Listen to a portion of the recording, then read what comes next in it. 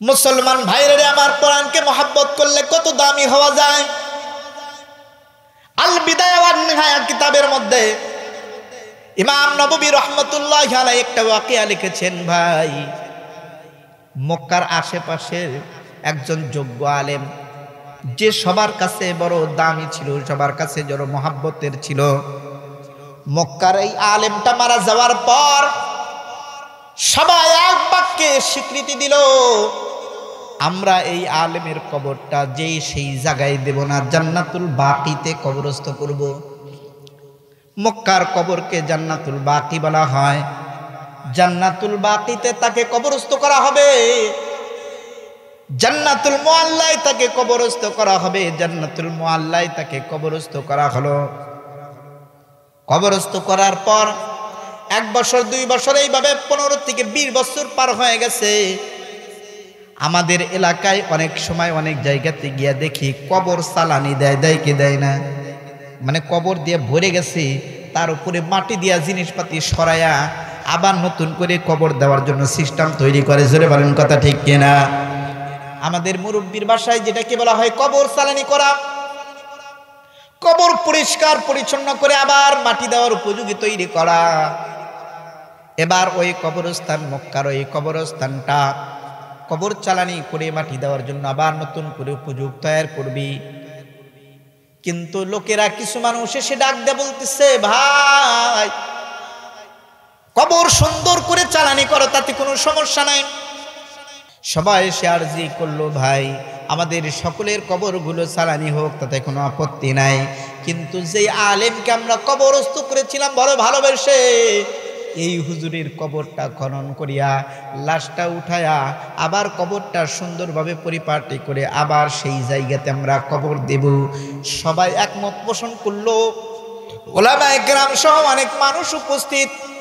এবার আলেমের কবরটা খনন করা হবে। কবরটা যখন খনন করা শুরু হয়ে গেল, কবরটা খনন করার পরে হঠাৎ করে লক্ষ্য করে দেখতেছি কবরের ভিতরে লাশের কোনো চিহ্ন নাই, বরঞ্চ কবরের ভিতরে একটা কফিন দেখা যায়। কফিন বোঝেন তো, বিদেশে যদি কেউ মারা যায়, মারা যাওয়ার পরে তাকে কিন্তু কাঠের একটা বাক্সের মধ্যে দেশে পাঠায়, ঠিক কিনা বলেন? এটা অনেক দামিও হতে পারে, কম দামিও হতে পারে, কিন্তু কফিনটা দেখতেছে সর্বনাশ। মুসলমান তো কফিন দিয়ে কবর দেয় না, ঠিক কিনা বলেন? মুসলমান কবরস্থ করে কত সুন্দর সিস্টেম করে, কত সুন্দর করে, যেটা ভাষায় বোঝানো সম্ভব নয়। আমি আজকে মিডিয়াতে দেখলাম, এই ভারতের ভিতরে একজন লোক মারা গেছে। লোকটা মারা গেছে, মারা যাওয়ার পরে তার বন্ধুরা, তার যারা সাথী ছিল, সব সাথীগুলো তাদের শেষ কার্য, যেটা পুড়িয়ে দেওয়ার সময় একটা কাজ হয়, তারা কি করতেছে, ওই লোকটাকে খাটের, মানে তাদের কাঠের উপরে শোয়ায়া, খড়ির উপরে শোয়ানোর পরে তার মুখের মধ্যে একজন বিড়ি ধরে আছে, মানে বিড়ি খাইতো, একজন বিড়ি ধরে আছে, আর একজন মদ ঢেলে দিচ্ছে। মদ খাইতো, এজন্য মদ ঢেলে দিছে। মানে তারা বোঝাইতেছে, দোস্ত তুই মরে গেলি কি হবে, তোর এই সমস্ত জিনিস থেকে তোকে মাহরুম করি নাই, তোর কাছে পৌঁছায় দিয়েছি। আমি দেখলাম তাদের লাশগুলো কিভাবে অবজ্ঞার সহিত ভেঙে চুরে জ্বালিয়ে পুড়িয়ে ছারখার করে, ঠিক কিনা বলেন? কিন্তু মুসলমানের একজন ব্যক্তি পাপিষ্ট হোক, তারপরেও কেউ কারো কখনো ওই মুর্দার সঙ্গে বেয়াদবি করে না। জোরে বলেন কথা ঠিক কিনা? ইজ্জত এবং সম্মান দিয়ে দুনিয়ার থেকে বিদায় করে দেয়, দুনিয়ার থেকে তাকে কবরস্থ করেন। আল্লাহ মালুম, আল্লাহ তার সঙ্গে কি ব্যবহার করবেন এটা আল্লাহ ভালো জানেন। দুনিয়ার কেউ তাকে অসম্মান করে না। জোরে বলেন কথা ঠিক কিনা? মুসলমান ভাইরা আমার, সবাই বিমুখ, কিংকর্তব্য বিমুখ। এখন কি করা হয়? সর্বনাশ, এই কবরস্থানের ভিতরে তো আমরা কোনো লাশ পাই না। যে কবরে আমরা খোঁজ করে, মহব্বত করে, ভালোবেসে একজন আলেমের লাশ দাপন করে দিলাম, আজকে কবর খুঁড়তে গিয়া দেখি সেই কবরের মধ্যে একজন কফিন দেখা যায়। কফিন, কারণটা কি? এই কফিন কোত্থেকে আসলো, খবর তো পাওয়া যায় না। সবাই বলল, ঠিক আছে, যেহেতু কফিনের দেখা মিলছে, চারদিক দিয়ে খুলে কফিনটাকে উঠানোর চেষ্টা করো। মুসলমান ইমানদার ভালো করে কথাগুলো বুঝবেন। ও পর্দার অন্তরালের মা, তোমরাও দিলের কান দিয়া কথাগুলো শুনো মা। তোমাদের পায়ে হাত দেয়া বলি, কথার ভিতরে অনেক শিক্ষণীয় কথা আছে মা। মেহেরবানি করে কথাগুলো যদি তুমি আমি আমল করতে পারি, তাহলে কিয়ামতের ময়দানে আমরাও নাজাতের একটা জরিয়া পেয়ে যাব। এ মুসলমান ইমানদার, এবার সবাই মিলে কফিনটা যখন উপরে উঠিয়েছে, কফিনের চেহারা চারদিকে দেখে তারা বুঝতে পারলো এটা মুসলমানের কফিন নয়, এটা মুসলমানের কফিন না, নির্ঘাত এটা হলো ইহুদি খ্রিস্টানদের কফিন। জোরে বলেন নাউজুবিল্লাহ। ইহুদি খ্রিস্টানদের কফিনের চেহারা থাকে অন্যরকম, চারদিক দিয়ে মানুষের ছবি থাকে, নানান প্রকারের মূর্তি একে একে তারা কফিনটা তৈরি করে। এবার এই কথা হইচই পড়ে গেল, হুজুরের কবরে হুজুর না, একটা কফিন পাওয়া গেছে, একটা কফিন। ভালো কথা যদি আপনি এখান থেকে আপনাদের বাজার পর্যন্ত পৌঁছাইতে একদিন লাগে, দেখবেন খারাপ কথা পৌঁছাইতে 1 মিনিটও লাগে না। জোরে বলেন কথা ঠিক কিনা? বাতাসের আগে উড়ে যায়। একজন আলেমের কবরে একটা কফিন পাওয়া গেছে, খবরটা অতি তাড়াতাড়ি মক্কার অলিতে গলিতে চলে গেছে। সবাই এবার কফিনটা পরিষ্কার করে, কফিনের উপরে একটা ঠিকানা লেখা আছে, একটা ঠিকানা, নেম প্লেট যেটাকে বলা হয়, এই নেম প্লেটের ভিতরে ঠিকানা লেখা আছে। কিছু বিজ্ঞ মানুষগুলো দেখে দেখে চিন্তা করতেছে, না না না, এইটা মক্কা মদিনার কোনো মানুষ নয়, এটা হলো ফ্রান্সের মানুষ, ফ্রান্সের মানুষ। তদানীন্তন সময়ের মধ্যে ফ্রান্সে শতকরা 98 জন হলো ইহুদি, 98 জন হলো হিন্দু, বৌদ্ধ, খ্রিস্টান। অতএব সবাই এক বাক্যে বলল, এই কফিনটাও কোনো মুসলমানের কফিন না, এইটা অবশ্যই অবশ্যই কোনো হিন্দু, ইহুদি, বৌদ্ধ, খ্রিস্টানদের হতে পারে, এইটা অবশ্যই কোনো বেদিন হতে পারে, এইটা মুসলমানের কফিন নয়। সবাই এবার ডাক দেয়া বলল, ঠিক আছে আমরা বুঝলাম এটা ইহুদি, বৌদ্ধ, খ্রিস্টান যাই হোক না কেন, কফিনটা আগে খুলি দেখি তার ভিতরে কি আছে। এবার যখন খোলা আরম্ভ করলো, খোলার পর সবাই আরো আশ্চর্য, তাকায় দেখতেছে কফিনের ভিতরে একজন মহিলার লাশ দেখা যায়। আওয়াজ দেয়া বলেন না মারহাবা। এ মুসলমান ইমানদার, কফিনের ভিতরে মহিলার লাশ, ঘটনা অতি তাড়াতাড়ি মক্কার আনাচে কানাচে চলে গেল। ঘটনাক্রমে হজের মৌসুম চলতেছিল। তদানীন্তন সময়ের মধ্যে ফ্রান্সে থেকে ঘটনাক্রমে একজন ব্যক্তি আসছে হজ করার জন্য, একজন ব্যক্তি, শতকরা 2 জন ব্যক্তি মুসলমান। ইহুদি, বৌদ্ধ, খ্রিস্টানদের রাষ্ট্র হওয়ার কারণে মুসলমানদেরকে কোনো প্রকারের ছাড় দেয় না। একজন ব্যক্তি হজে আসছে, একজন ব্যক্তি, খবরটা তার কানে চলে গেছে, আমাদের পাশেই কবরস্থানের ভিতরে একটা কফিন পাওয়া গেছে, কফিনটা বলে ফ্রান্সের কফিন। ঘটনা শোনার পর হুজুর আসছে, ওই আজি সাহেব আসছে। আজি সাহেব আসার পর ডাক দে বলতেছে, ভাই সব, আমি একটু মহিলার লাশটা দেখতে চাই। বলে তুমি কেন দেখতে চাও? বলে আমার বাড়িও ফ্রান্সে। যখন বলছে আমার বাড়ি ফ্রান্সে, তাহলে সবাই বলতেছে একটু জায়গা করে দাও, কেননা যেহেতু ফ্রান্সের এই কফিনটা, তাহলে এই ফ্রান্সের লোক দেখে অবশ্যই চিনতে পাবে, দেখি চিনতে পারে কিনা। আপনি যদি এখান থেকে ঢাকায় যান, ঢাকায় যাওয়ার পর যদি কোনো ব্যক্তি যদি শোনে আমার এক দেশি ভাই আসছে, ওইখানে 20 বছর হলো চাকরি করে, দেখবেন শুনছি একটা দেশি ভাই আসছে, সঙ্গে সঙ্গে দেখবেন আপনার সঙ্গে সাক্ষাৎ করার জন্য মরিয়া হয়ে উঠবে। আমার বন্ধু একটা সৌদি থাকে, সৌদি থাকার পর সৌদি থেকে মাঝে মাঝেই ফোন দেই, বন্ধু কি অবস্থা, কি হাল হাকিকত। গত 2 দিন পূর্বে ভিডিও কলে কথা বললাম, দেখি বন্ধু আমার পান খাইতেছে, পান ডাক দেয়া বললাম, বন্ধু তুমি পান পাইলা কোথায়? আরবে কি পান চলে? ডাক দেয়া কয়, বন্ধু তারা পান খাওয়া মানুষ দেখতে পারে না, পান খাওয়া মানুষকে তারা গরু বলে, গরু। এটা আরবের কথা, আমাদের বাংলাদেশের কথা নাই। মুসলমান ইমানদার ভালো করে শোনেন, আমি জিজ্ঞাসা করলাম, তাহলে তোমার কাছে পান আসলো কোথায়? ডাক দেয়া কলে, আমি যেই জায়গায় চাকরি করি এর একটা বিশ্ব রোডের সাথে আমার যেই মসজিদটা, মসজিদের দায়িত্বে আমি আছি, এই মসজিদে যদি কোনো বাঙালি নামাজ পড়তে আসে, আমি ইমামকে দেখেই চেনে, আর চেনার পরে যদি তার কাছে পান থাকে, আমার মুখ দেখে বলে পান খায়, অতএব আমারও একটা পান দিয়ে যায়। এটা একমাত্র দেশের কারণে, ঠিক কিনা বলে, মহাব্বতের কারণে। এবার তাকে যখন দেখার সুযোগ করে দিল, লোকটা এবার কফিনের দিকে তাকায়। তাকানোর পর আসমানের দিকে তাকায় চিল্লানি দিছে, আল্লাহ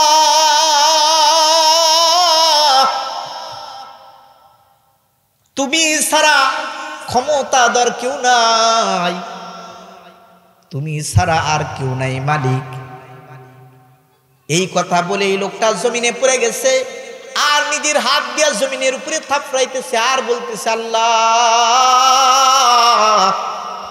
কাদেরে কুদরত তুদারি হরচে খাহি আকুনি মুর্দারা তো হাম তো বকশি জিন্দা রবি জাকুনি। আল্লাহ তোমার তো শক্তির অভাব নাই, আল্লাহ তুমি আমাকে নিজ চোখে দেখাবে এই ঘটনা আমি কখনো ভাবতে পারি নাই। আল্লাহ তুমি সব পারো, সব পারো, সব পারো। আওয়াজ দিয়া বলা যাবে কি মারহাবা। ডাক দিয়ে বলতেছে, হাজী সাহেব অনেক মানুষ তো লাশ দেখলো, কেউ তো কান্নায় ভেঙে পড়লো না, কেউ তো মাটিতে পড়লো না, আপনি কেন পড়লেন? ডাক দিয়ে বলে, ডাক দিয়ে বলতেছে, হাজী সাহেব আপনি কান্না করার কারণটা কি? ডাক দিয়ে বলেন, ভাই এই মহিলাকে আমি যেই পরিমাণ চিনি এই পরিমাণ চেনা তার বাবাও চিনতে পারে না। এ মুসলমান ইমানদার, সঙ্গে সঙ্গে সবাই হাজী সাহেবকে প্রশ্ন করে বসছে, হাজী সাহেব আপনাকে সত্যিকার অর্থেই বলতে হবে ঘটনা কি, এই লাশটা এখানে আসলো কেমন করে, আপনি ফ্রান্সের মানুষ, মহিলাকে চিনলেন কেমন করে? ডাক দেয়া বলে, রে ভাই এই লাশের রহস্য যদি উদ্ঘাটন করতে চান আমার সাথে কয়েকজন ব্যক্তি ফ্রান্সে যাইতে হবে। আমি এই লাশের সব সম্পর্কে অবগত, তার বাড়িও চিনি, তার পরিবার পরিজন কয়জন, কারা কি সব ভালো করে জানি। ডাক দেয়া বলল, ঘটনা কি? ডাক দেয়া বলে, এই মেয়েটার বাড়ি সত্যি ফ্রান্সে, যদিও এই মেয়েটার বাড়ি ফ্রান্সে, জন্ম একজন খ্রিস্টানের ঘরে, কিন্তু মূলত এই মেয়েটা হলো সাচ্চা ইমানদার আল্লাহওয়ালা।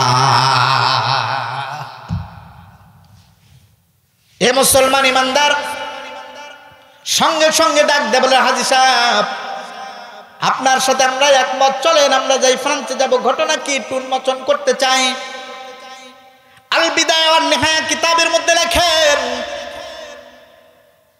এবার হাজী সাহেব 10 জন আলেমকে সঙ্গে করে নিয়ে ফ্রান্সে চলে গেল।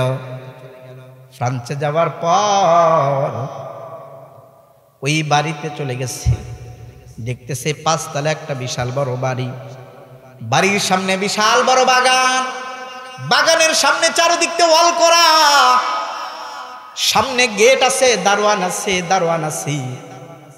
হাজী সাহেব দারোয়ানের কাছে চলে গেছে, যাওয়ার পর ডাক দেয়া বলি, ভিতরে গিয়ে একটু তোমার মালিককে খবর দাও, কিছু মানুষ তার সাথে একটু সাক্ষাৎ করতে আসছে। দারোয়ান চলে গেছে। যাওয়ার পর যখন ওই ইহুদি পাদ্রীকে ডাক দেয়া বলতেছে, হুজুর কয়েকজন মানুষকে দেখলাম গেটের কাছে দাঁড়ানো অবস্থায় আপনার সঙ্গে সাক্ষাৎ করতে চায়। এবার ওই ইহুদি পাদ্রী যখন এই খবর শুনছে, শোনার পর ভদ্রতার বেশে বাড়ির থেকে বের হয়ে গেটের কাছে চলে আসছে। গেটের কাছে আসার সঙ্গে সঙ্গে তাকায় দেখতেছে আলেম মুসলমান, সঙ্গে সঙ্গে ডাক দেয়া বলতেছে, মুসলমানের সাথে আমার কোনো কথা না, তোমাদেরকে আমি চিনি না, তোমাদের সঙ্গে আমি কি কথা বলবো। এমন সময় হাজী সাহেব সকলের মধ্য থেকে বের হয়ে এসে ডাক দিয়ে বলতেছে, এই ইহুদি ধর্মের ধর্মগুরু আপনি কি আমাকেও চিনতে পান না নাকি? মালিক আপনি কি আমাকে চিনতে পান না? মালিক বলছে, কেন? কিছুক্ষণ পরেই বোঝা যাবে। হাজী সাহেব ডাক দেয়া বলতেছে, মালিক আপনি কি আমাকে চেনেন নাই? ডাক দেয়া বলে, হ্যাঁ আমি তোমাকে চিনেছি। চেনার কারণটা হলো তুমি আমার বাড়িতে 1 নয় 2 নয় দীর্ঘ 24টা বছর গোলামি করেছ। 24 বছর তুমি আমার বাড়িতে খাদেম ছিলা, আমার বাড়িতে অনেক দেখাশোনা তুমি করেছ, আমি তোমাকে চিনি।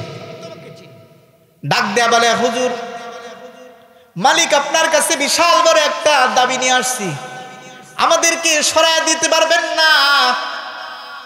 শুধু আপনার কাছে একটা বিষয় অনুরোধ, এই যে লোকগুলা দেখতেছেন সবগুলা হলো আরবের অত্যন্ত দামি দামি আলেম, তাদেরকে নিয়ে আসছি একটা বিষয় একটু প্রমাণ করার জন্য। প্রমাণটা হলো এই, আপনার মেয়েটা যে মারা গেছে, আপনার মেয়েটাকে কোথায় কবরস্থ করছেন, একটু ওই কবরস্থানে আমাদেরকে নিয়ে যাবেন, আর কবরটা খনন করে একটু দেখবেন আপনার মেয়ের লাশটা কবরের মধ্যে আছে না নাই। এই কথা শুনেই তো পাদ্রী আগুনে বেগুনে জ্বলে গেছে। সর্বনাশ, নিশ্চয়ই তোমরা কোনো পাইতারা, কোনো চক্রান্ত নিয়ে এসেছো। মুসলমানেরা তো খালি চক্রান্ত করে, মনে রাখেন মুসলমান কখনো চক্রান্ত করে না, চক্রান্ত করলে ইহুদি খ্রিস্টানেরা করে। জোরে বলেন কথা ঠিক কিনা? গাজাকে নিয়ে চক্রান্ত করেছে, গাজাকে নিয়ে বর্তমান সময়ের এই যুক্তরাষ্ট্রের প্রেসিডেন্ট ডোনাল্ড ট্রাম্প বড় চক্রান্ত শুরু করেছেন। গাজাকে ক্লিন মিশন নামক, ক্লিন গাজা নামক গাজাকে দখল করার চিন্তা করেছেন। গাজার মুসলমানদের কথা, আমাদের শরীরে এক বিন্দু রক্ত থাকতেও গাজাকে কারো হাতে দেব না। গাজা আমাদের জন্মভূমি, গাজা শুধু তাদের জন্মভূমি নয়, তাম পৃথিবীর 200 কোটি মুসলমানের প্রথম কেবলা। অতএব এই কেবলাকে কখনো ইহুদি খ্রিস্টানেরা দখল করতে পারবে না, পারবে না। জোর বলেন কথা ঠিক কিনা? ডাক দেয়া বলে, তোমরা তো নিশ্চয়ই কোনো বড় পায়তারা নিয়ে আসছো। ডাক দেয়া বলে, মালিক একজন মুরব্বী তো জানতোই, বাচ্চারা ওরকম করতেছে কেন? ওদের সাউন্ডের কারণে এদিকে কথা মনোযোগ হচ্ছে না।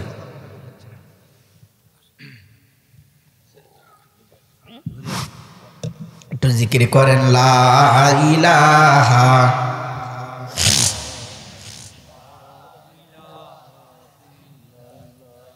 লা ইলাহা ইল্লাল্লাহু মুহাম্মাদুর রাসূলুল্লাহ।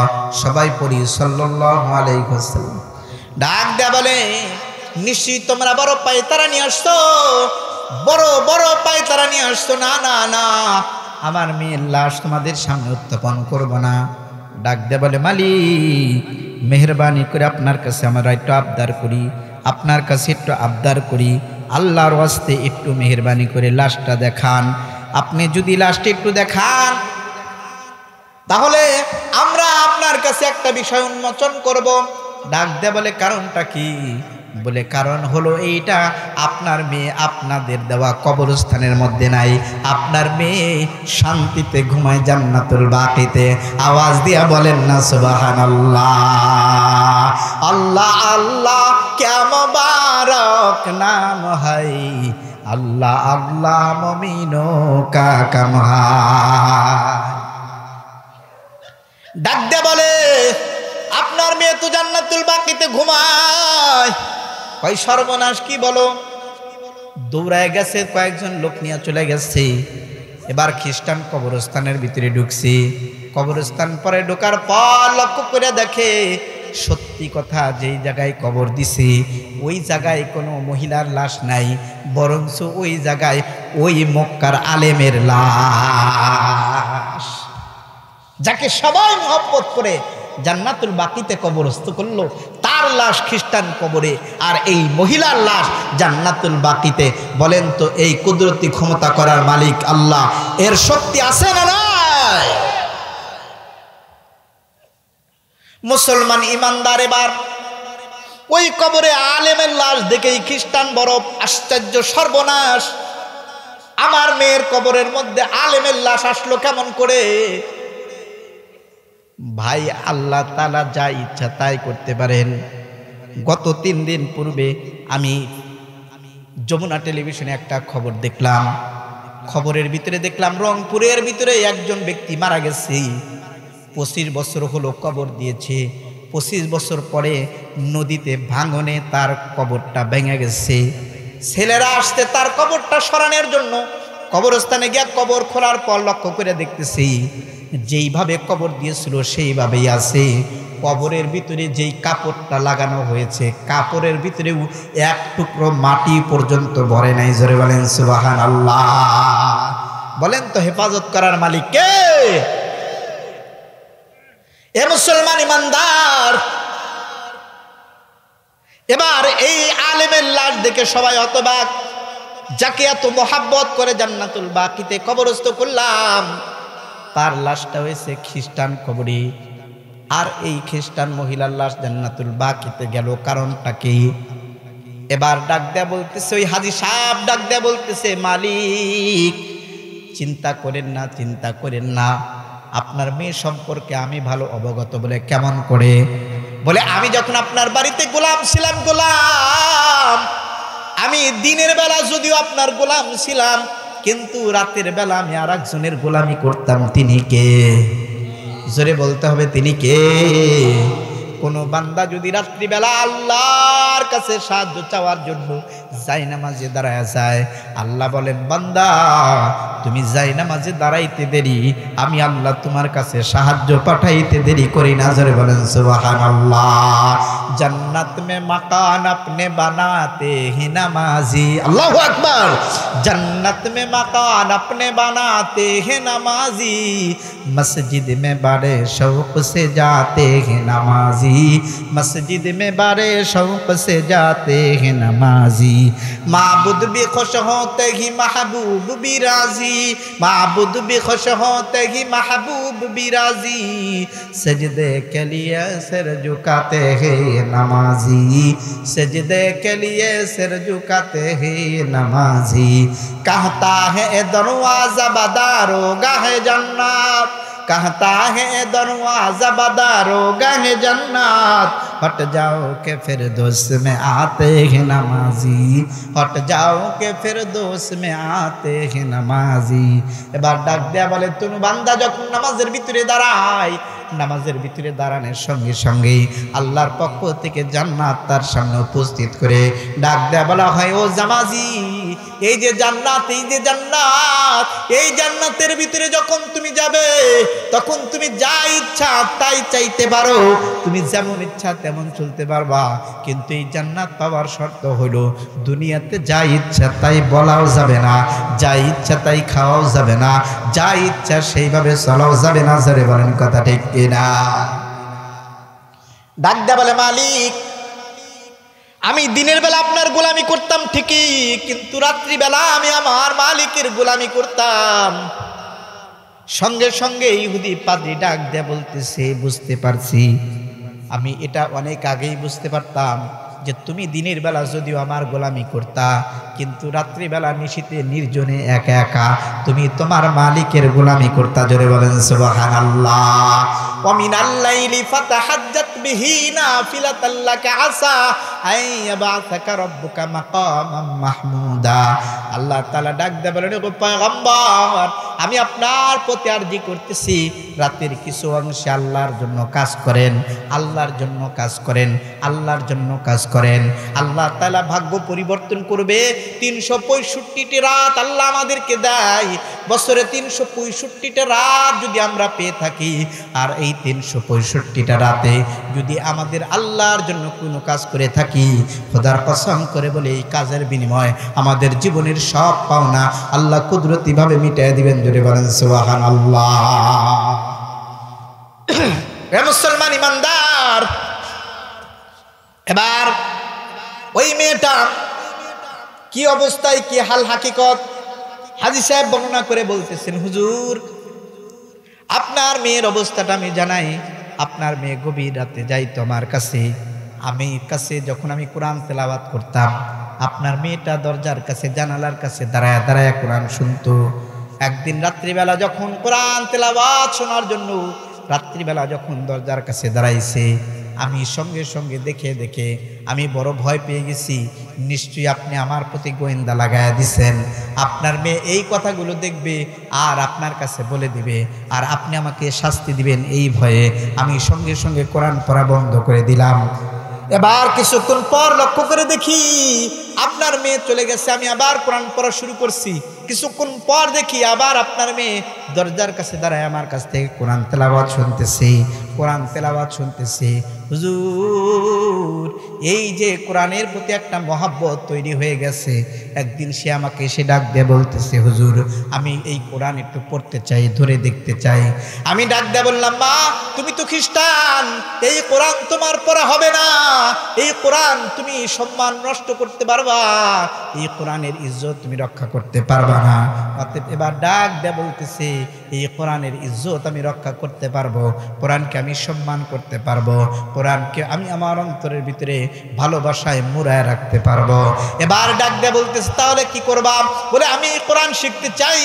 আমি তাকে ভয় দেখাইলাম, যাও গভীর রাতে কিন্তু গোসল করতে হয়, ঠান্ডা পানি দিয়ে উজু করতে হয়, তো এই ঠান্ডা পানি দিয়ে উজু করতে পারবা না, গভীর রাতে গোসল করতে পারবা না, পবিত্রতা অর্জন করতে পারবা না, অতএব এই কোরআন তুমি পড়তে পারবা না।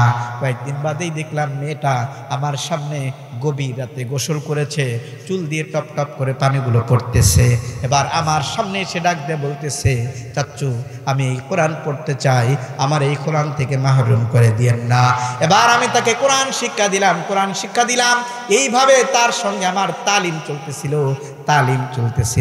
একদিন হঠাৎ করে সে ডাক দিয়ে বলতেছে, আমার আব্বু ইসলাম সম্পর্কে আমি যে জ্ঞান রাখি, আমি যে ইসলাম কবুল করেছি, কোরআন যে আমি পড়ি, এইটা আমার আব্বু জানে, আর আমার উপরে নির্যাতন শুরু করছেন। বলেন তো কোরআনের পথে চলবে যারা, নির্যাতন তাদের করে কি করে না? আল্লামা দেলাওয়ার হোসেন সাঈদী সহ কত ওলামায়ে কেরামকে নির্মম ভাবে এই দুনিয়া থেকে বিদায় করছে, কি করে নাই? এই ইমানদার ভালো করে শুনে রাখেন, আল্লাহর জমিনে আল্লাহর কোরআনের কথা বললে যাদের অন্তরের ভিতরে আগুন লাগে, বুঝতে পারবে তাদের অন্তরের ভিতরে ইহুদি খ্রিস্টানদের রক্ত। অতএব আল্লাহর জমিনে আল্লাহর কোরআনের পথে বাধা দেওয়ার ক্ষমতা কারো নাই। আল্লাহর জমিনে আল্লাহর কোরআনকে টিকিয়ে রাখবেন কে? তদানীন্তন সময় বাচ্চা হারুন আর রশিদ, তিনি অত্যন্ত গাম্ভীর্যপূর্ণ, নেককার, পরহেজগার একজন বাচ্চা ছিলেন। তিনি একবার তার বিবিকে সঙ্গে করে নিয়ে বাড়ির ছাদে 14 তারিখ পূর্ণিমার রাতে, আজকে কিন্তু চাঁদের হলো 14 তারিখ, ঠিক কিনা বলেন? আপনারা মনে হয় অখুশি, ভাল লাগতেছে না? আজকে চাঁদের কয় তারিখ? 14 তারিখ। আগামীকাল 15 তারিখ রাত। 14 তারিখ রাতে পূর্ণিমা, বলেন তো জ্যোৎস্না বড় থাকে না ছোট থাকে? আলো বেশি হয় না কম হয়? বেশি আলো নিয়া বাচ্চা তার বিবিকে সঙ্গে করে নিয়ে ছাদের উপরে গল্প করতেছে, নিরিবিলি গল্প করতে করতে করতে করতে বাচ্চা এবার আকাশের দিকে হাতটা উঠে ডাক দেয়া বলতেছে, বিবি রে দেখ আমার আল্লাহ চাঁদকে কত সুন্দর করে বানাইছে, জোরে বলেন সুবহানাল্লাহ। বাচ্চার একটা বাদশাহী গরম আছে না, যাইসা কোথায় ইসা মেলে, যে তো যেমন তার সাথে মেলেও তেমন। বাচ্চার বিবি আর একটা খোসা দিয়ে ডাক দিয়া বলতেছে, আপনি কাকে সুন্দর বলেন? তার চাইতে আমি আপনার স্ত্রী, আমি সবচাইতে বেশি সুন্দরী, চাঁদের চাইতে আমি সুন্দর, চাঁদের চাইতে আমি সুন্দর। বাচ্চা দেখলো সর্বনাশ, আমার বিবি আমার কথার দাম দেয় না।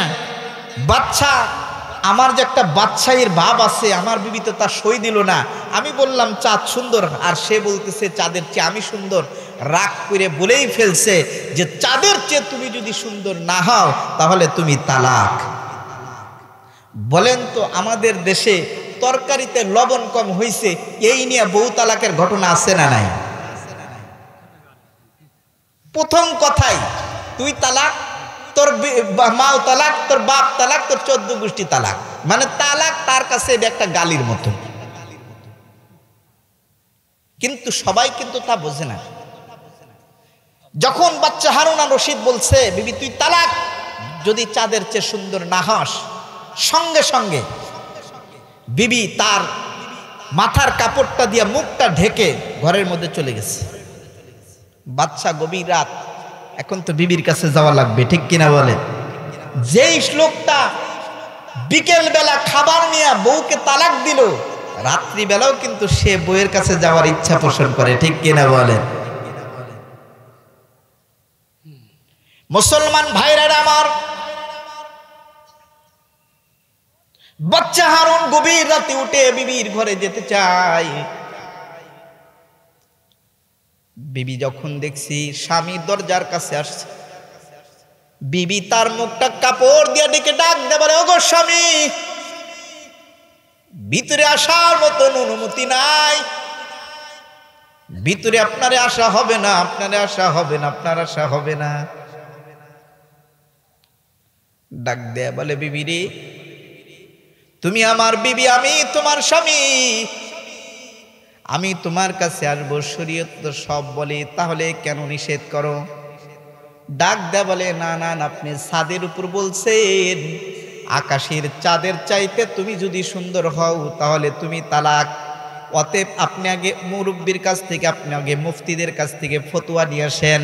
ফতোয়ায় যদি আমি তালাক হই আমার কাছে আসা হারাম, আর যদি ফতোয়ায় আমি তালাক না হই তাহলে আপনি আমার কাছে আসবেন, আমি আপনার পা ধরে মাপ চাই, আপনার ঘরের মধ্যে গ্রহণ করিয়া নিব। কথা তো বাস্তব বলছে, ঠিক কিনা বলেন? যুক্তিসঙ্গত কথা না? বাচ্চা চিন্তা করে দেখলো, এমনি এমনি তালাক দিছি, এইটা আবার তালাক হয়? কয় না, তালাক কথা এমনি হয় না। যেখানে অনেক জায়গাতে গিয়ে, মহল্লার মসজিদের একটা জায়গাতে আমি খতিব আছি, 2টা মাদ্রাসার দায়িত্বে আছি, আমি গেলে পারি, হুজুর সর্বনাশ, কে গতকাল তো বইয়ের সাথে একটা বিষয় নিয়ে একটু কথা কাটাকাটি হয়ে তাকে তালাক দিচ্ছি, হুজুর 2টা মেয়ে 3টা ছেলে, বড় কঠিন সংসার, আমার বড় অভাব অনটনের মধ্যে আছি, এখন যদি আমাদের সারাসারি হয়ে যায় উপায় থাকবে না, হুজুর আমাদের একটা বাঁচানোর ব্যবস্থা করেন। হুজুর রাগের মাথায় তালাক দিছে। আচ্ছা বলেন তো, এই দুনিয়াতে কোনোদিন কি কাউকে দেখছেন হাসতে হাসতে বউ তালাক দেয়? খুশি ইচ্ছায় কেউ তালাক দিছে? আমি এরকম লোক আসছে, আইসে একবার মানে পা ধরে ফেলছে, হুজুর, তাও রাত 12টার সময়, রাত 12টার সময় মাদ্রাসার মধ্যে ঘুমায়, রাত 12টার সময় আসছে, ডেকে উঠেছে, কি হয়েছে ভাই? দরজার কাছে যখনই আসছি ধরছে পাও, ডাক দেয়, কয় হুজুর এই ঘটনা, আমারে বাঁচান। আমি কইলাম যে পাগল, তুমি বলে পাগল? কই কোনোদিন কি এটা শুনি নাই যে তুমি হাসতে হাসতে বা রাগ করে বিবির 1 বিঘা জমি লিখে দিচ্ছে, এটা তো কোনোদিন শুনি নাই। তালাক দেওয়াটা খুব সহজ, কিন্তু এটা যে তোমার সংসারে একটা জিনার প্রচলন চালাইছে তুমি তা বুঝতে পারো নাই, ঠিক কিনা বলেন?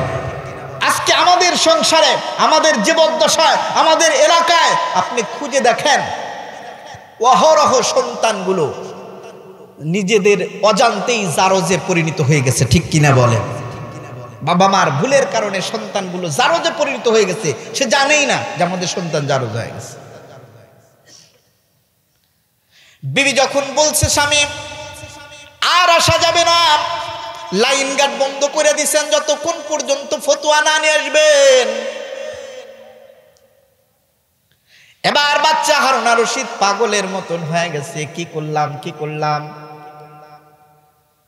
সকালটা হইতে দেরি, রাজদরবারে গিয়া হুঙ্কার ছাড়ছে, এলাকার যত মুফতি সাহেব আছে, আলেম সাহেব আছে, সবাই রে দাওয়াত দেই। আলেমদের কিছু কিছু আলেমদের একটা চরিত্র আছে, ধনী মানুষ দাওয়াত দিতে দেরি, তার বারে যাইতে দেরি করে না, ঠিক কিনা বলেন? আর গরিব মানুষ যদি দাওয়াত দেয়, ডাক দেয়, কয় তুই দাওয়াত দিয়ে কি খিলাবি, তোর কি খাওয়ানোর যোগ্যতা আছে? কিন্তু পরখ করে দেখছি রে যুবক, ধনীর চাইতে গরিবেরা মানুষকে খাওয়ানোর জন্য ভালো চেষ্টা করে, জোরে বলেন কথা ঠিক কিনা? একবার আলেমরা তো একবার হাতা গোস করে আইছে, বাদশা দাওয়াত দিছে। যখন আসছে, আসার পর বাদশা ডাক দেয়া বলতেছে, হুজুর আপনাদেরকে ডাকার একটা কারণ হলো, আমি মুসিবত দেবর পড়ছি। বলে কি মুসিবত? বলে রাত্রিবেলা এই ঘটনার কারণে আমি আমার বিবিকে তো এই কথা বলেই ফেলছি, এখন আপনারা একটা ফাইসালা দেন। আমি বাদশা, আমার বিবি আমার কথাই শুনতে চাইনি। আমি বলছি চাঁদ সুন্দর, আর সে কয় না চাঁদের চাইতে আমি সুন্দর। আমি আমার বিবির এই জুবাইদার এই কথাটা শুনে রাগ করে এটা বলেই ফেলছি, চাঁদের চেয়ে যদি তুমি সুন্দর না হও তুমি তালাক। বাদশা বলছে চাঁদ সুন্দর, বাদশা এটার উপরে খুশি। সবাই তখন ফতুয়া দিয়া বলতেছে, হ্যাঁ আপনি বাদশা যেই কথা বলছেন চাঁদ সুন্দর, মানুষের চেয়ে চাঁদই সুন্দর, এটাই সত্য কথা। তাহলে মানুষের চেয়ে চাঁদ যদি সুন্দর হয় তাহলে বিবি তালাক, আর বিবি যদি সুন্দর হয় তাহলে তো বাচ্চার কথা থাকে না, বাচ্চা ছোট হয়। আলেমরা তো একদম বাচ্চাকে খুশি করে এক হাত দিয়ে চলে গেছে হিসাবে। এখন বিবি বলতেছে তাহলে তো খবর খারাপ, আপনার থেকে আজকের থেকে আমি আর আপনি পৃথক, আপনি আমাকে তালাক দিয়েছেন, তালাক গ্রহণযোগ্য হয়ে গেছে শর্ত অনুযায়ী, অতএব আপনার সাথে আমার আর কোনো সম্পর্ক নেই। বাচ্চা বিপদ কমছে না বাড়ছে? আরো বাইরে গেছে। বাচ্চা বড় পেরেশান, রাত্রিবেলা ঘুমায়, এত সুন্দর বিছানা, ঘুম নাই। আরামের বিছানা হইলে কি হবে চিন্তায় ঘুম আসে না। বাচ্চা এবার বালিশটা মাথার কাছে লইয়া চিন্তায় বিভোর, আহারে কি করলাম, আমার অবস্থা কি হবে। যখন এলাকার ভিতরে খবর চলে আসবে বাচ্চা তার প্রিয় স্ত্রী জুবাইদাকে তালাক দিয়েছে, সামান্য বিষয় নিয়ে কতটা কেলেঙ্কারি হবে, মানুষের মধ্যে নিজের চেহারা কেমনে দেখাবে এটা নিয়ে বারবার করে টেনশন করতেছি। রাত্রি গভীর হয়ে গেছে, একজন পেয়াদা শিয়া খবর দেয়, জাহাপানা এত গভীর রাতে একজন হুজুর আসছে আপনার সাথে সাক্ষাৎ করার জন্য। গভীর রাতে হুজুর আসছেন, ডাক দেয়া কয় এত রাতে কোন হুজুরের সাথে দেখা করার সময় নাই, তাড়াতাড়ি চলে যেতে বল। বাচ্চা যখন এই কথা বলছে পেয়াদা ঘুরে উঠে ডাক দেয়া বলে, হুজুর সে আমার কাছে আর একটা খবর প্রেরণ করছে। খবরটা হলো এই, আপনার বিবি নিয়ে যেই সমস্যা সে সমাধান করে দিবে কোরআন দিয়া। জোরে বলেন সুবহানাল্লাহ। কোরআন দিয়া যদি সমস্যার সমাধান করে রে যুবক, ওই সমস্যার সমাধান উল্টানের ক্ষমতা দুনিয়ার কারণে। জোরে বলেন কথা ঠিক কিনা? বাচ্চা যখন শুনছে যে আমার আর বিবির সমস্যা কোরআন দিয়া সমাধান করে দেবে, বাচ্চার আর বিছানায় থাকার ইচ্ছা তো দুরস্থান, অতি তাড়াতাড়ি দৌড়েছে। গেটের কাছে যা দেখতেছে বেশি বয়স নাই, 12 থেকে 13 বছরের একটা কিশোর। ডাক দিয়ে বলতেছে, তোমাদের ওস্তাদের ওস্তাদ বড় বড় আলেমরা এসে জিনিসটা পারলো না, আর তুমি পারবা? ডাক দিয়ে বলতেছে, জাহাপানা আপনি এদিকে টেনশন করেন, আমি যেইভাবে বলি আপনি তাদেরকে ওইভাবে দাওয়াত করেন। আগামীকালই এশার নামাজের পর, এশার নামাজে মসজিদেই কোরআন দিয়া নামাজের মাধ্যমে কোরআন দিয়ে আপনার এই বিশাল বড় সমস্যার সমাধান আমি দিয়ে দেব ইনশাআল্লাহ। বাচ্চা মনের মধ্যে বড় খুশি, যাক অন্তত যদি কোনো ব্যক্তি সাগরের মধ্যে ভাসমান থাকে, তার সামনে যদি একটা এই কলার বক, আমাদের সিরাজগঞ্জের ভাষায় বলে কলার বক, আপনারা কি বলেন? কলার বক। এই কলার বক যদি পায়, বলেন তো এই লোকটা খুশি হয় কি হয় না? বাচ্চার একটা উপকরণ পাওয়া গেল, কলার বক পাওয়ার পরে বাচ্চা এবার খুশি। যাই হোক, আগামীকাল তো কোরআন দিয়া যদি ফাইসালা হয়, সেখানে আমারও কিছু করার নাই, মনের ভিতরে দুঃখ এটা থাকবে না, মানুষের মধ্যে আর এই চেহারা দেখাইতে লজ্জাও লাগবে না, অতএব আগামীকাল এটাই ব্যবস্থা করা হবে। ডাক দেয়া বলতেছে, কিশোর বলো কি করা যায়? বলে আগামীকাল সকল মানুষকে, সকল ওলামায়ে কেরাম যাদেরকে গতকাল আপনি দাওয়াত করেছিলেন, তাদেরকে বলবেন আগামীকাল এশার নামাজটা যেন সবাই আপনার বাড়ির পাশে মসজিদে যেন পড়ে। গত দিনের মতন আবার দাওয়াত হয়ে গেল। সমস্ত আলেমরা মনের মধ্যে বড় খুশি, গতকাল তো বাচ্চাকে খুশি করে দিয়ে আসছি, আজকে দাওয়াত দিতেছে, তার মানে আজকে মনে হয় আমাদেরকে হাদিয়া দিব। অন্তরের ভিতরে বড় আশা লইয়া সব মানুষ এশার নামাজ পড়ার জন্য মসজিদে এসে উপস্থিত। মুয়াজ্জিন আজান দিয়ে দিচ্ছে, নামাজের জন্য টাইম ফিট করা আছে 7:30, 8:30 নামাজ। নামাজের টাইম শুরু হয়ে গেছে, 8টা বাজার আর মাত্র 30 সেকেন্ড বা 35 সেকেন্ড সময় আছে। বেশি আলেম যদি এক জায়গায় হয় একটা জিনিস লক্ষ্য করে দেখবেন, একজন আর একজনের সঙ্গে ঘেঁষাঘেঁষি শুরু হয়। জোরে বলেন কথা ঠিক কি না? ইমামতি করবে এখন কে? ও হুজুর তো বড়, করছে না ও হুজুর আরো বড়, ও হুজুর না আরো বড়, ও হুজুর না আরো বড়। এই ও হুজুর আরো বড়, এক হুজুর আর এক হুজুরের সাথে এই রকম দারামার করার কারণেই আজকে ওলামায়ে কেরামের পতন। জোরে বলেন কথা ঠিক কি না? একজন আর একজনের সাথে ছায়া ছায়া আছে, কে কে নামাজ পড়াবে, কে আগে যাবে।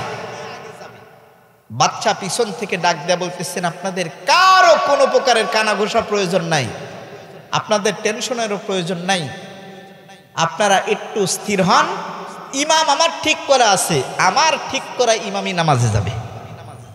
ছেলেটা আগেই বলছে, হুজুর ইমামতির জায়গাতে আমাকে দিবেন, আমি কোরআনে কারিমের যে তেলাওয়াত করব নামাজের মধ্যে, এই তেলাওয়াতেই আপনার এই মাসালার ফাইসালা হয়ে যাবে, আপনার কোনো টেনশন নাই। জোরে বলেন সুবহানাল্লাহ। ছেলেটাকে ইমামতের দায়িত্ব দিয়ে দিল। ছেলেটা নামাজের জায়গাতে দাঁড়ায় গেছে যখন, সব ইমাম এবার রাগ, কই কি রে, আমরা এত বড় মুফতি মুহাদ্দিস থাকতে এই ছোট্ট একটা কিশোর যে কিনা এখনো এলেমের দরজায় পরিপূর্ণ ঢুকতে পারে নাই, সে আজকে আমাদের ইমাম। এমনিতে তো রাগ, ঠিক কিনা বলেন?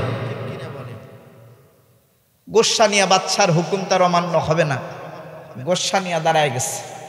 দাঁড়ানোর পর আপনাদের কি কষ্ট হচ্ছে? দাঁড়ায় গেছে ইমাম সাহেব সূরা ফাতিহার পরে যেই সূরা তেলাওয়াত করছে, আমি এখন ওই ইমাম যেভাবে তেলাওয়াত করছে আমিও ওইভাবেই পড়ব। আপনারা এখানে সূরা ৩ পারেন কে কে? দেখে হাত তুলেন তো। তিনি ওয়াজ জাইতুন কে কে পারেন?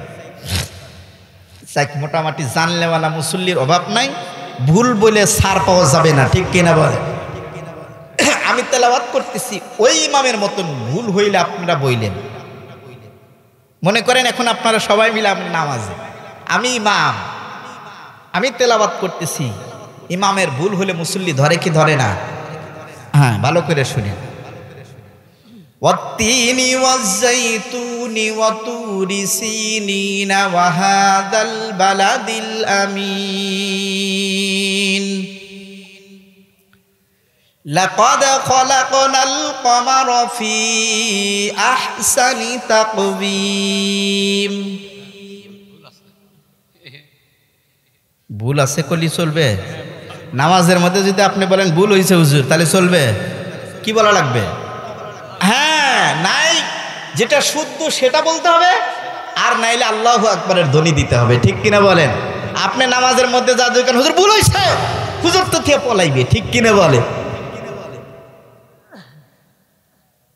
সম্মানিত সুধী, আমার ভুল হয়েছে কি? লাকাদ খলাকনাল কমার আছে কি? লাকাদ খলাকনাল ইনসান।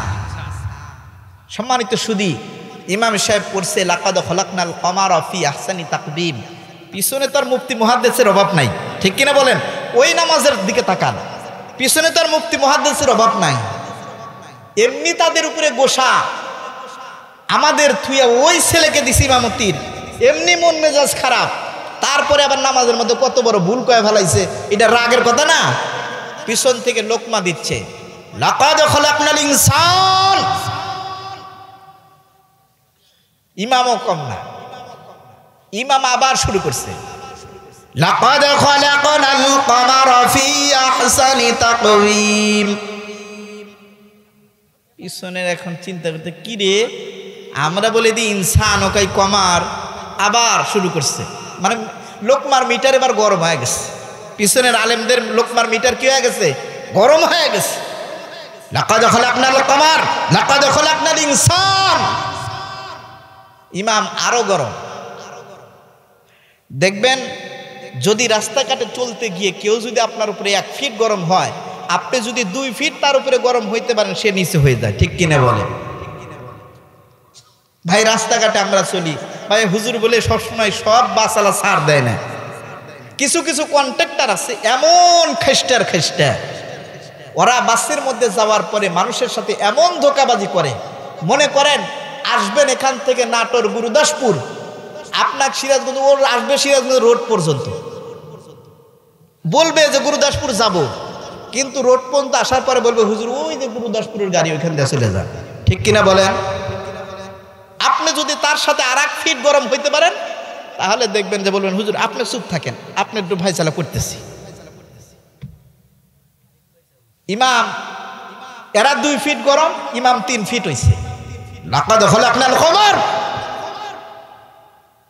মাসালাতে আছে পরপর 3 বার যদি 1 2 3 বার যদি ইমাম ভুল করে, পিছন থেকে যদি সহি জবাব আসে, ইমাম যদি সেটা গ্রহণ না করে তাহলে ওই ইমামকে ঘাড় ধরে ওইখান থেকে সরায় আরেকজন গিয়ে নামাজ আদায় করতে পারবে। মাসালাতে এটা স্পষ্ট আছে। যে ইমাম দাঁড়াইছে এই ইমাম ভালো করেই জানে।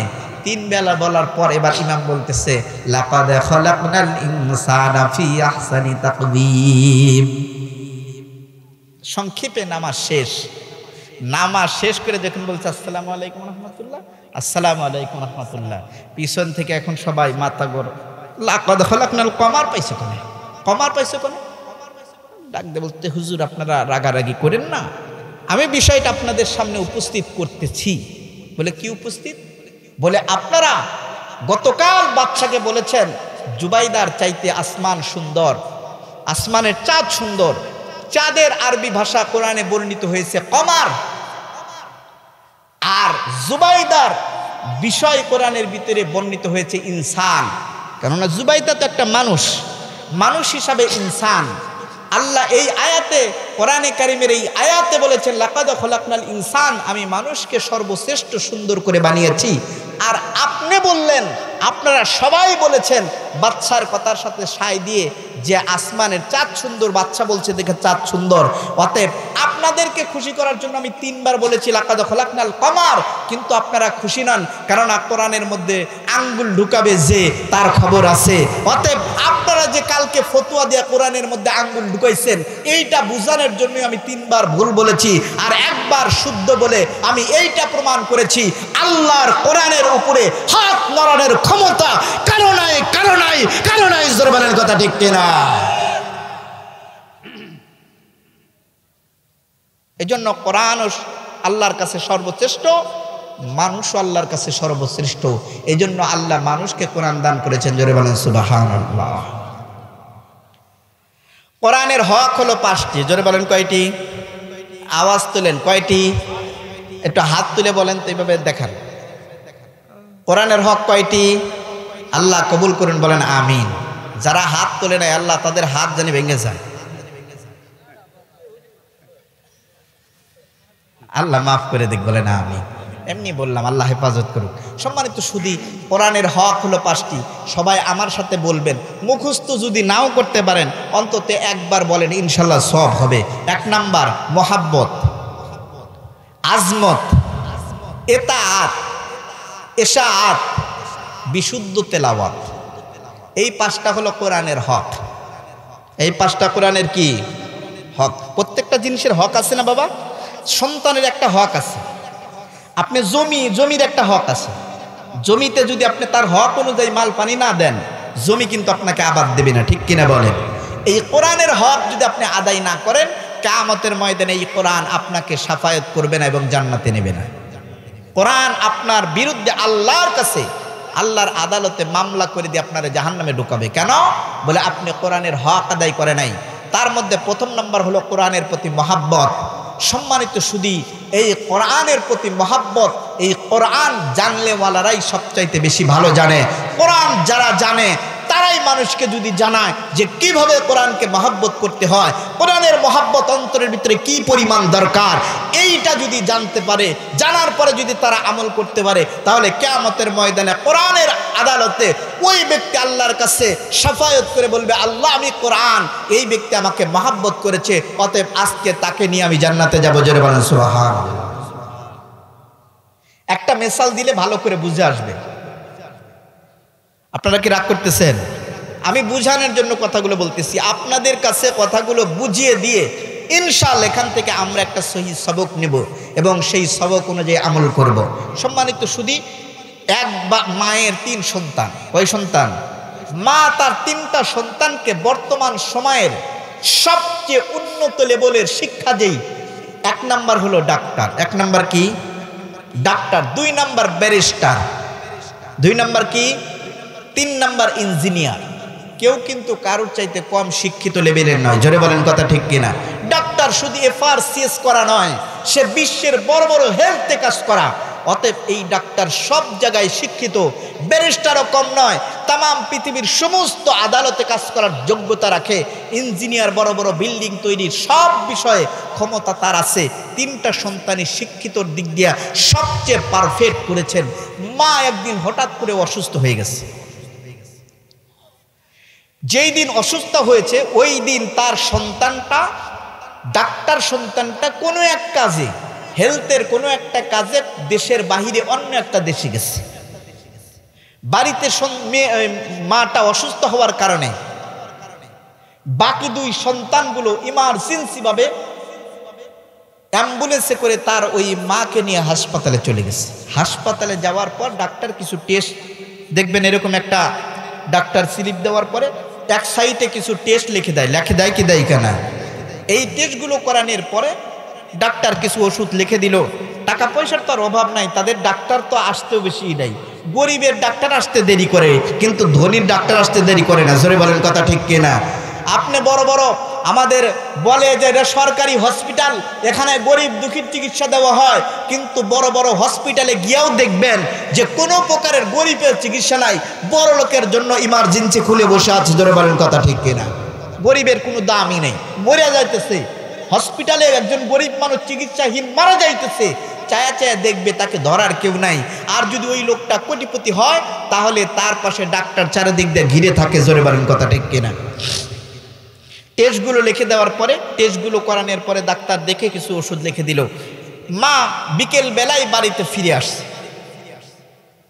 বাড়িতে ফেরার পরে ওই ডাক্তার সন্তানটা খবর পাইছে যে মা হঠাৎ করে অসুস্থ হয়ে গেছিল, হসপিটালে নিয়ে গেছি, বাড়িতে নিয়ে আসছি। ডাক্তার সন্তানটা তার কাজগুলোকে সংক্ষিপ্ত আকারে শেষ করে অতীব তাড়াতাড়ি বাড়িতে আসছে। আসার পরেই মায়ের রুমে ঢুকছে। যারা মাকে ভালোবাসে তারা কিন্তু দেখবেন বাড়িতে আসার পরেই কারো চেহারা না দেখে আগে মায়ের চেহারা। জোরে বলেন কথা ঠিক কিনা? আগে মাকে মা বলে না ডাক দিলে তার মনে তৃপ্তি হয় না। আমি আমার কথা বলতেছি, আমি যত দূরেই সফরে যাই, বাড়িতে আসার পরে সর্বপ্রথম যদি আমি মাকে ডাক না দেই, আমার কলিজার মধ্যে ভর আসে না। পরিবারের সব সদস্য আছে, আমি মাকে আগে ডাক দেব। মা আমার সামনে না আসা পর্যন্ত আমি ডাকতেই থাকি। অনেক সময় মা এসে বলে যে তুমি তো এখনো বোকার মতন খালি ডাকতেই থাকো, কারণটা কি? বলে জানি না কেন, তোমার চেহারা দেখলে সব দুঃখ ভুলে যায়। আল্লাহর পরে নবী আমার, তারপরে মা জননী, মা যে আমার নয়নের মণি। ঠিক কিনা? আল্লাহর পর নবী আমার, তারপরে মা জননী, মা যে আমার নয়নের মণি। চাই না আমি এই পৃথিবীর সর্বসুখের ছোঁয়া, চাই যে আমি মায়ের কাছে একটুখানি দোয়া, সেই দোয়াতেই পার হইবে আমার ভাঙা তরণী, মা যে আমার নয়নের মণি, মা যে আমার নয়নের মণি। ঠিক কিনা বলেন? এজন্য মা সন্তানের যে যদি ভালোবাসে তাহলে ওই মায়ের চেহারা না দেখলে সন্তান কখনো সুস্থ হতে পারে। ডাক্তার সন্তানটা আসছে, আসার পরেই তার লাকেজটা, তার হাতে থাকা কাগজপাতিগুলো ছুঁড়ে ফেলে দিয়ে মায়ের রুমে চলে গেছে। যাওয়ার পরেই মাকে জিজ্ঞাসা করেছে, হঠাৎ করে মা তোমার এমন কি হলো? আমি তো এটা বুঝতে পারলাম না, আমি ডাক্তার সন্তান, তোমার অনেক কিছু চেক আপ আমি করি, কিন্তু আজকে তোমার হঠাৎ করে কি হলো? ডাক্তার বলতেছে, মা বলতেছে, সন্তান পেরেশান হোস না, কি জানি না কি হয়েছে, হঠাৎ করে আমার অসুস্থ শুরু হয়ে গেছে, কিন্তু তোর বাকি ভাইরা তো আমাকে হসপিটালে নিয়েছিল, চিকিৎসা করেছে, নানান প্রকারের টেস্ট দিয়েছিল, সব কিছু কমপ্লিট করে বাড়িতে আসছি। সন্তান এবার ডাক দেয়া বলতেছে, মা দেখি কি প্রেসক্রিপশন করেছিল আর কি কি টেস্ট দিয়েছিল, কাগজপাতিগুলো কোথায়? ডাক্তার আগে এই কথা বলবে কি বলবে না? আগেই কিন্তু এই কথা বলবে, কেননা ডাক্তার জানে যে কি টেস্ট দেয় আর কি চেক আপ করলো, এগুলা ডাক্তার দেখলেই বুঝবে। এবার সব কিছু চেক আপের কাগজপাতিগুলো বের করে দিয়েছে, তার মধ্যে একটা বের করে দিয়েছে এক্স রের একটা যে কাগজ থাকে, এরকম করলে দেখা যায়, এরকম এক্স রের কাগজ আছে না? আপনারা কি রাগ করতেছেন? এক্স রের কাগজটা বের করে দিয়ে মার এক্স রে কাগজটা নিয়ে আলোর দিকে ধরেই ডাক দেয়া বলতেছে, সর্বনাশ। কেন? বলে তোমার এক্স রে রিপোর্ট বলতেছে তোমার পিত্তস্থলিতে পাথর ধরা পড়েছে। পিত্তস্থলিতে কি আছে? পাথর আছে। আচ্ছা বলেন তো, এই এক্স রের কাগজটা তার ব্যারিস্টার সন্তান দেখছে কি দেখে নাই? তার আরেক সন্তান যে ইঞ্জিনিয়ার ছিল, সে তো পাথরেরই কাজ করে, সে কি এই এক্স রে কাগজটা দেখছে কি দেখে নাই? দেখার পরেও কেন পাথর দেখতে পাইল না? কারণ একটাই, তাদের চোখের মধ্যে পাথর দেখার যোগ্যতা নাই। জোরে বলেন কথা ঠিক কিনা? ডাক্তার সে যখন এক্স রে কাগজ দেখেছিল, পাথর তার চোখে পড়ার একমাত্র কারণ হলো তার চোখের ভিতরে পাথর দেখার যোগ্যতা হয়েছে। ঠিক তেমনি ভাবে আপনি আপনার সন্তানকে ইঞ্জিনিয়ার বানান, ডাক্তার বানান, বড় বড় অফিসার বানান, তাতে কোনো বাধা নাই, কিন্তু আপনার সন্তানের চোখের মধ্যে কোরআন দেখার যোগ্যতা বানান, কোরআনের আইন বোঝার যোগ্যতা বানান। তাহলে দেখবেন আপনার সন্তান মরার পরে হোক, মরার আগে হোক, আপনাকে কখনো অবজ্ঞা করবে না। জোরে বলেন কথা ঠিক কিনা? কোরআনকে মহাব্বত করে আপনার সন্তানকে শিক্ষা দেন, তাহলেই দেখবেন আপনার সন্তান আপনার জন্য উত্তম সন্তান হয়ে যাবে। দুনিয়াতে যেমন আপনার সন্তান আপনার লাঠি থাকবে, কিয়ামতের ময়দানে আপনার সন্তান আপনার নাজাতের জরিয়া হয়ে যাবে। জোরে বলেন সুবহান।